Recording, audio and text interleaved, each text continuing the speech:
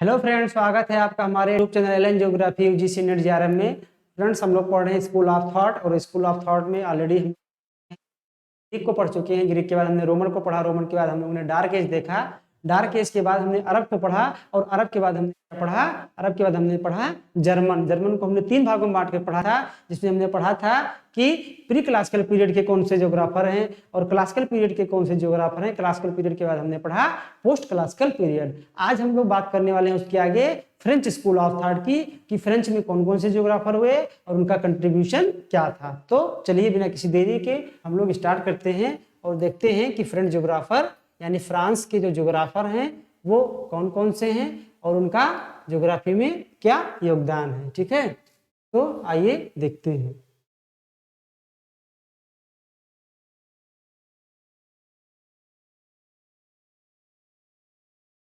Contribution of French geographer. ठीक है, तो इसमें जो पहले विद्वान हुए उनका क्या नाम था?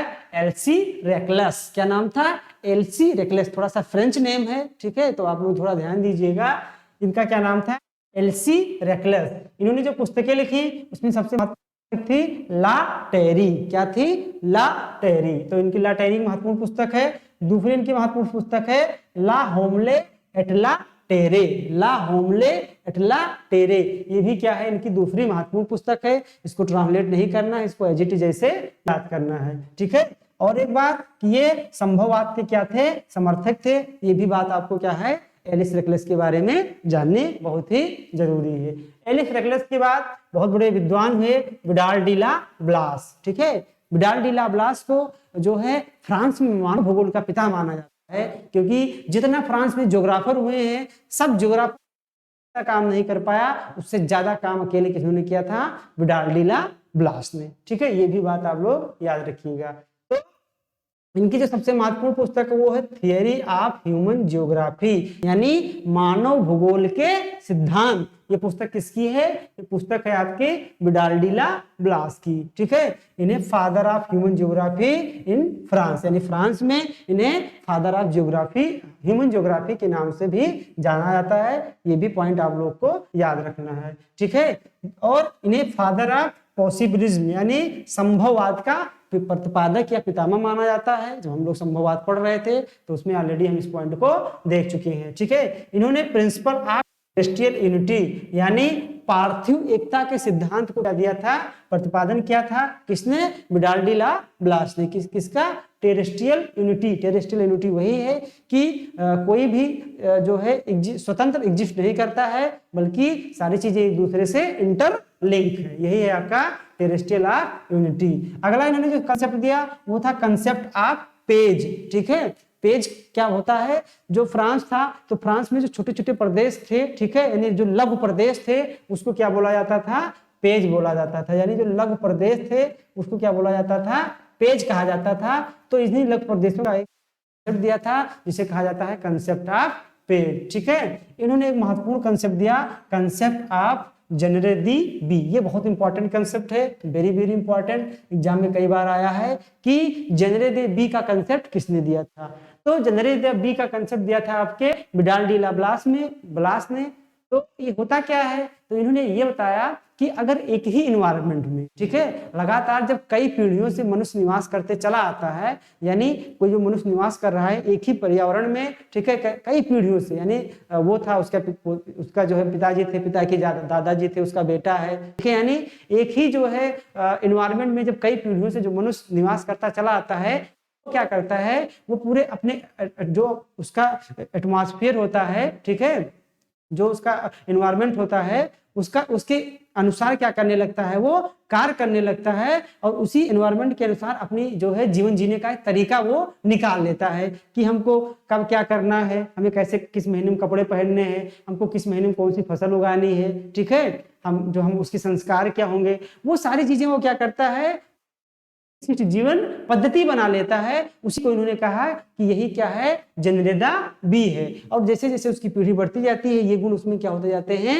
हस्तांतरित होते जाते हैं। ठीक है, तो जनरेदा बी यानी जीवन विशिष्ट जीवन पद्धति क्या है कि एक ही एनवायरमेंट में जब कई वर्षों से लगातार कोई जो मनुष्य है वो निवास करता चला आता है, ठीक है, कई पीढ़ियों से, तो वो अपने कार्य करने का, अपने रहन सहन का एक तरीका इजाद कर लेता है, तैयार कर लेता है, उसी को उन्होंने कहा विशिष्ट जीवन पद्धति या जेनेरेदी बी, ठीक है। तो इतनी बात इनके बारे में आपको याद रखनी है। इनके बाद एक विद्वान है जीन ब्रूस। कौन है? Gene Bruce. जीन ब्रूस ने एक पुस्तक लिखी ला जियोग्राफी ह्यूमैन। क्या लिखा?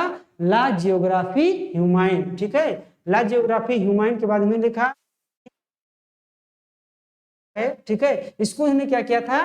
ट्रांसलेट किया था। न्यू वर्ड इनकी किताब नहीं है, किसकी? जीन ब्रून्स की। न्यू वर्ड एक अमेरिकन जियोग्राफर थे, ठीक है, उनका नाम था ईसा बोमेन। हम आगे पढ़ेंगे जो है स्कूल ऑफ थॉट अमेरिका में। तो जो ईसा बोमेन थे, ठीक है, ईसा बोमेन, उन्होंने एक किताब लिखी थी, ये राजनीतिक भूगोल पे लिखी गई किताब थी न्यू वर्ड। तो उस किताब को, चूंकि वो अमेरिकन थे तो दूसरी लैंग्वेज में लिखे थे, और ये फ्रेंच थे, इसको तो फ्रांसीसी भाषा में लिखा था, ट्रांसलेट किया था। तो वो किसने ट्रांसलेट किया था?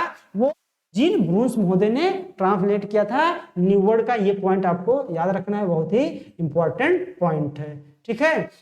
इनके बाद आ गए अल्बर्ट डिमांजिया महोदय। कौन आ गए? अल्बर्ट डिमांजिया महोदय।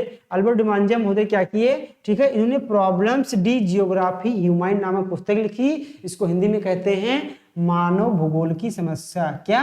मानव भूगोल की समस्या, ठीक है, मानव भूगोल की समस्या। अगर इसको हिंदी में ट्रांसलेट किया जाए तो इसका अर्थ यही निकलता है कि प्रॉब्लम्स डी जियोग्राफी ह्यूमैन, ठीक है, किसने लिखी?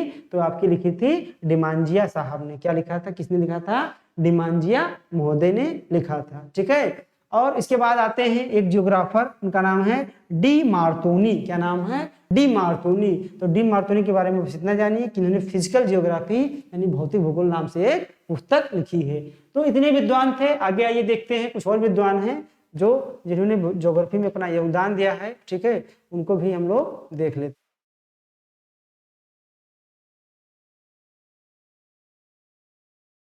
आगे एक विद्वान आए, इनका नाम था राउल ब्लेंचर्ड, ठीक है, आप इनको राउल ब्लेंचर्ड के नाम से जानते हैं। इन्होंने जो है पुस्तक लिखी फ्रेंच आल्प्स। ये कई बार एग्जाम में पूछा गया है कि फ्रेंच आल्प्स किसके द्वारा लिखा गया पुस्तक है? तो फ्रेंच आल्प्स किसने लिखा है? राउल ब्लेंचर्ड ने लिखा है, ठीक है। और इसके बाद एक विद्वान आए लुसियन गाले। लुसियन गाले के बाद आए जीन गॉटमैन। कौन आए? जीन गॉटमैन, जिन्होंने मेगालोपोलिस शब्द का सर्वप्रथम क्या किया था? प्रयोग किया था, ठीक है, पोलिस।